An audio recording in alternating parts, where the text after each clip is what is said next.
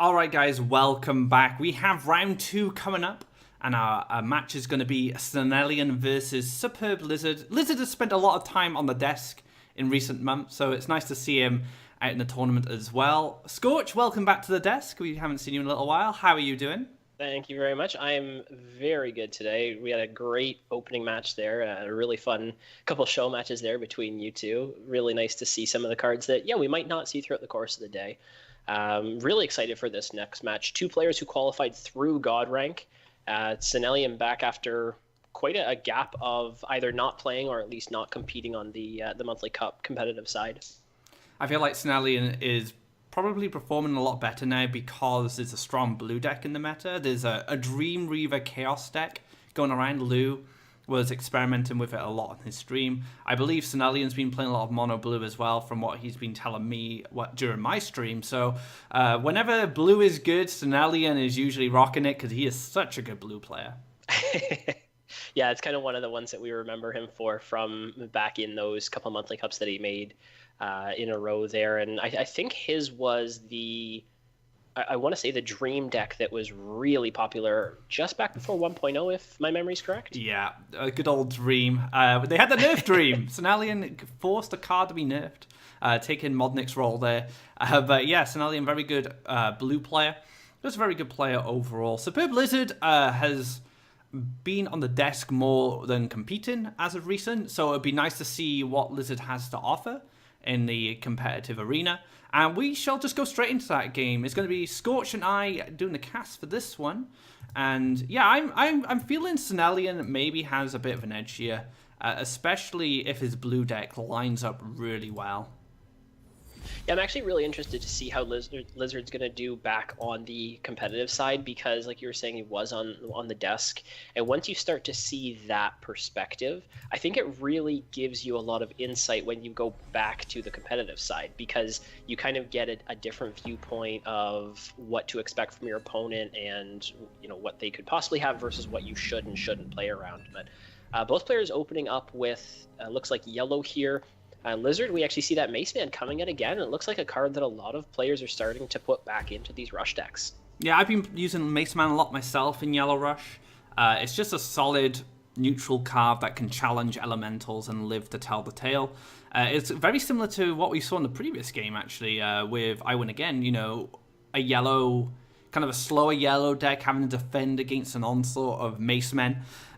This time it is a yellow variation. There is a Crystal Flower as well, so Superb Lizard might be putting all his eggs in this basket when it comes to Crystal Flower spread across his lineup. Yeah, and this kind of ends up being an awkward position for Senelian just because of the existence of Mace Man coming out from Lizard here. Has those two Windstorm Chargers in hand, which are really good early creatures if you can combo in with things like the Flash Wind in hand, like the Ordrum Fanatic, give it that extra movement, give it the event synergy, and trade up. But in this situation, you can't put it in a protected enough position, so we'll have to see what Senelian goes for here. It looks like he's just going to body block with his Fanatic. This is kind of sad for a lot of players at the moment because the Mace Man actually oppresses a lot of the strong early openers in the game. Wood Elemental, Water Elemental, the Charger, for example. So when a Mace Man comes down in this position, if the defending player doesn't have a creature that matches its stats, it's just going to take value. And I think this is why, and you do value your charges more in this case, and that is why we're seeing this Fanatic move up to protect it, and Snellian hoping maybe he picks up an Outland Ranger, get a Campfire, and allow it to live if it does combat with the Mace Man.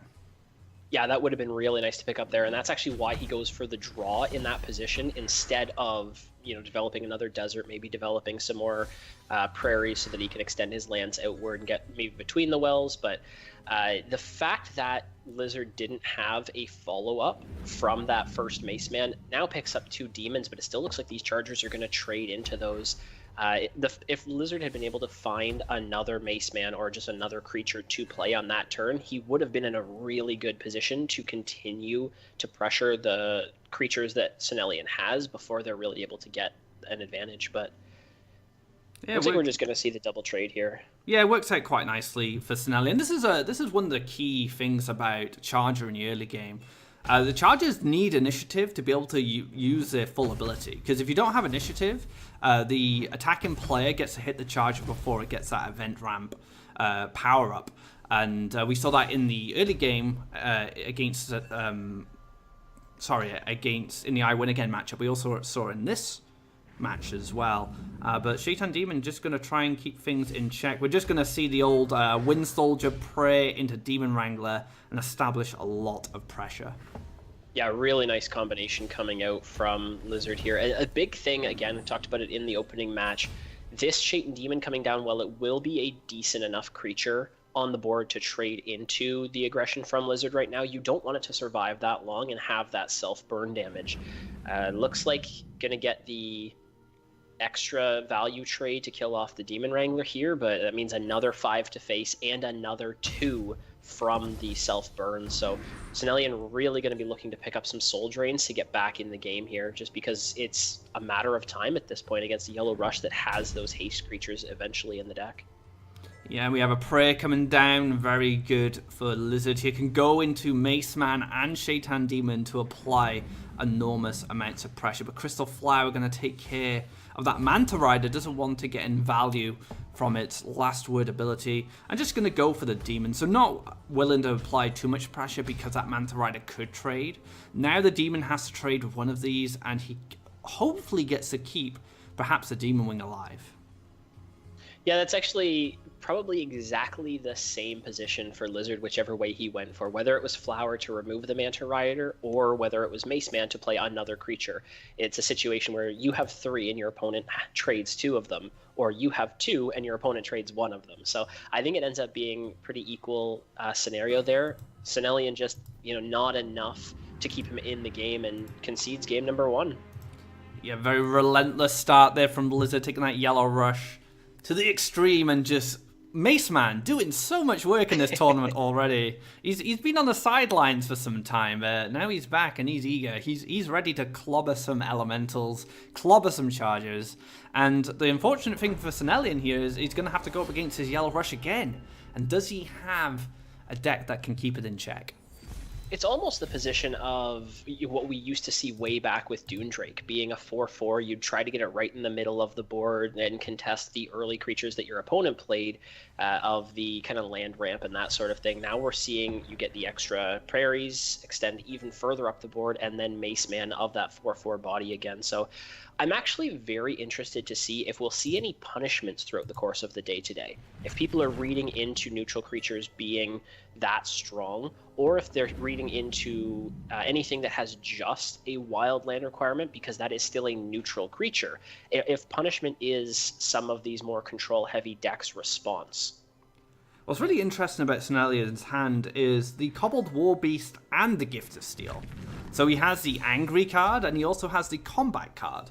So I'm curious of why he's added the Cobbled War Beast. Maybe this is just a land-expensive Mace Man for him, but setting up for that Horsemaster next turn. Let's see if a Lizard has a response. Yeah, it looks like he does with possibly going for the Air Elemental and the Shaitan Demon this turn. It's just whether he places one of those in front of the War Beast to actually block the Horsemaster charge to the orb. Senelian going to try to counter rush against the rush coming out from Lizard here. It looks like the Air Elemental is going to come down right in front. I like this. Well, it's interesting actually, because if you went on the other side with the Air Elemental, the land was already there for the Shaitan Demon to walk on and hit, which would allow Lizard to draw for the next turn. But I don't think it's necessary, simply because there's a prayer in hand, and this will allow Lizard to get some extra economy going. But now Senelian's in this weird spot where he probably just wants to kill the demon. The Horsemaster plan is kind of out the window. Probably set up an Axe Grinder for a Collector as well. This would be such a good position for Senelian right now if he had a Cypher's Wrath or even a Flame Burst. Kill off that Air Elemental, trade the War Beast into the Demon, and then play something like the Horsemaster or the...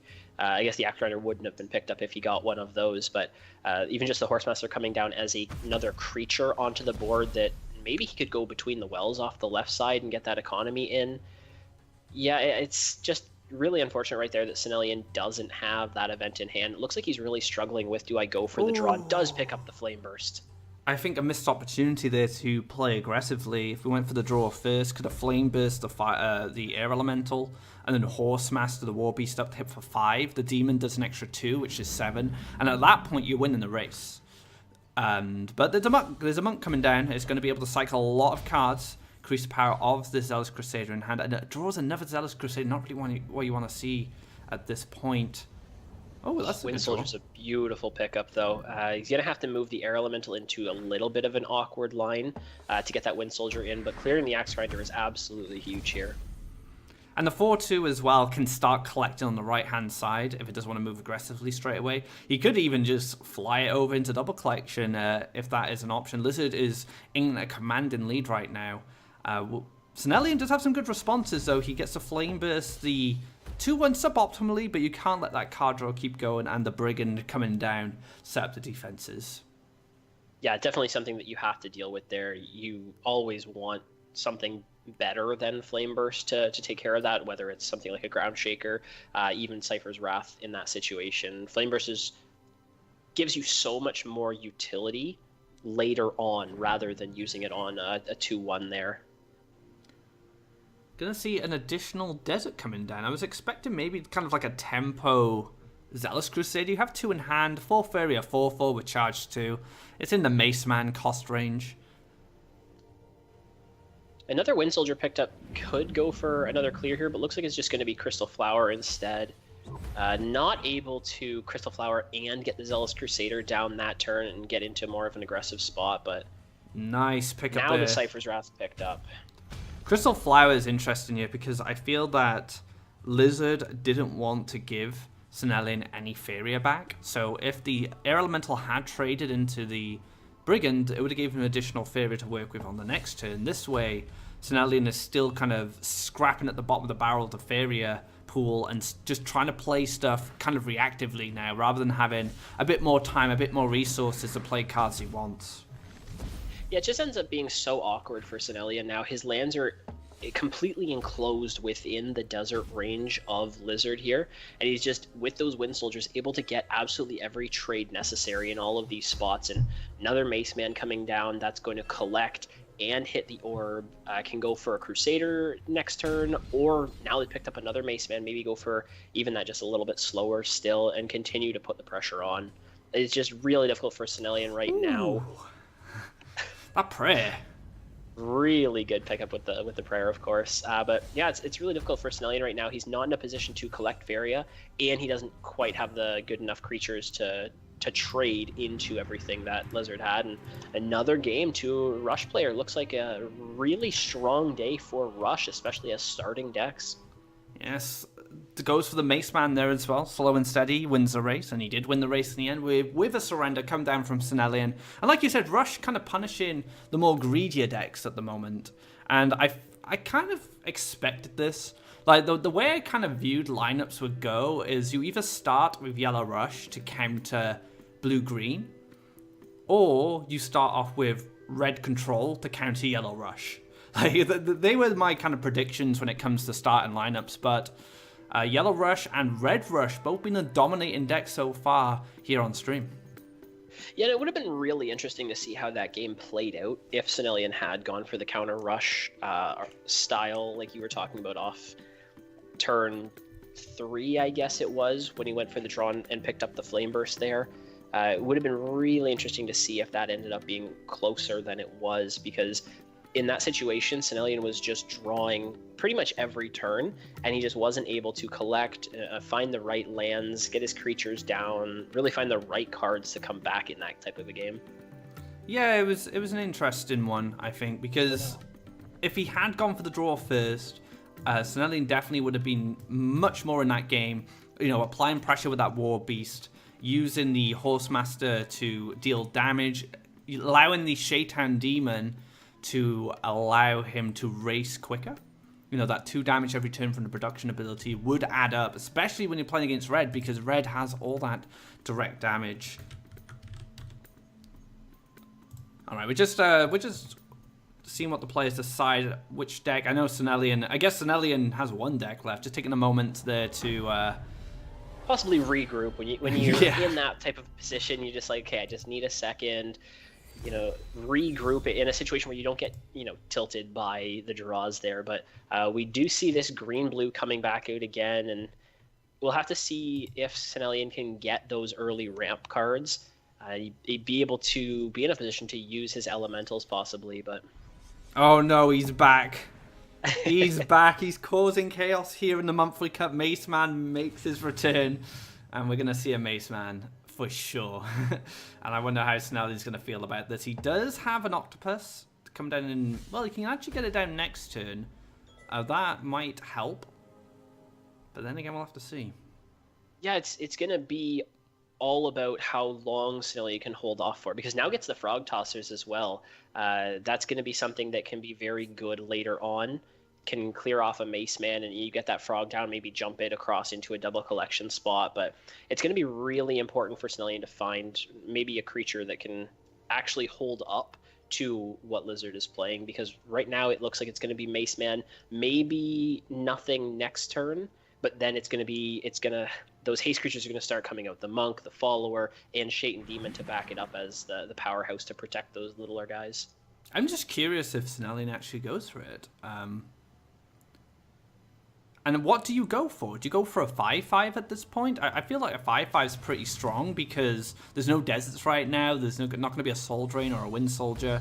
Yeah, and he just go for the 5/5. So he just wants to cleanly challenge the Mace Man. We might even see the Mace Man shimmy off to the right here just to avoid it. Yeah, I think it's definitely worth going for, just moving off, not taking that 4 damage this turn. But you do run a little bit of a risk of getting your lands blocked in that situation.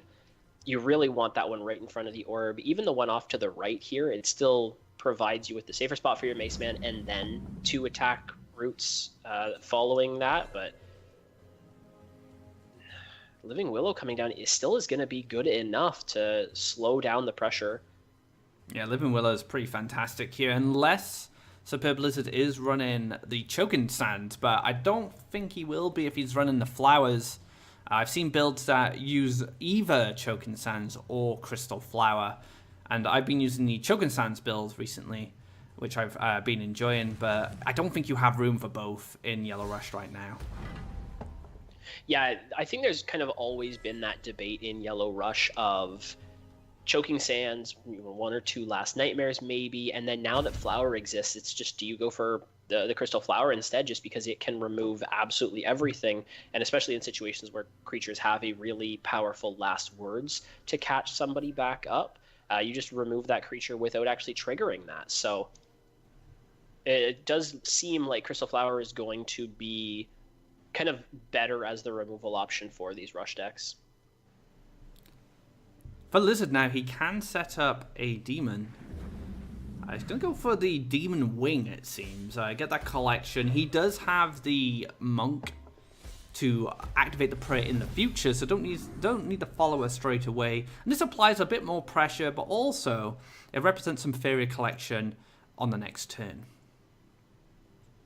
Feed the Forest coming down now actually could have been really nice for Senelian if that Living Willow was not played last turn, but needed it in that taunt situation. So a turn now away from Frog Tosser possibly catching back up into the game, but looks like it's going to just be another slow play here from Senelian. Just doesn't have anything to do right now, and you can't not develop lands at this stage of the game with this style of deck. I have a feeling Senelian can play a little patiently here. Just maybe, like you said, make a land, maybe clear the Mace Man with the 5/5, and then next turn you got Fagoro, Urn, Feed the Forest, Frog Tosser.